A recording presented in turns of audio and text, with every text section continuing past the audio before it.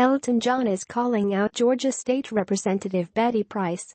John spoke out against the Republican, who recently made comments at a public hearing inquiring about the legality of quarantining people with HIV in order to help stop it from spreading. Since then, a litany of LGBT and HIV/AIDS advocacy groups have been demanding an apology.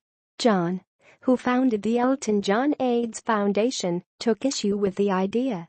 Representative Betty Price's comments about people living with HIV are horrific, discriminatory, and astonishingly ill-informed.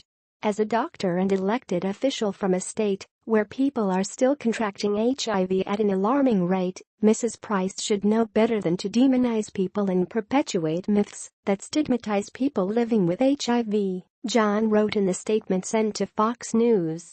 Her words smack of a dark time when there was little or no information about HIV and people were afraid of each other.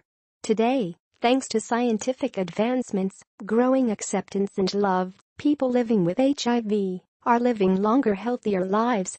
We also know people living with HIV pose no public threat.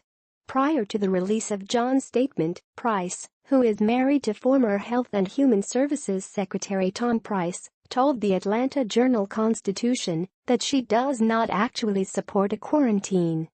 "I made a provocative and rhetorical comment as part of a free-flowing conversation which has been taken completely out of context. I do not support a quarantine in this public health challenge and dilemma of undertreated HIV patients," she said. According to the Center for Disease Control, Georgia was ranked 5th out of all 50 states for new HIV diagnoses in 2015. In closing his statement, the famed singer bluntly suggested what he sees as the right course of action for the state representative to take. Mrs. Price should educate herself about HIV and use her position of power to provide support, resources and compassion to her constituents.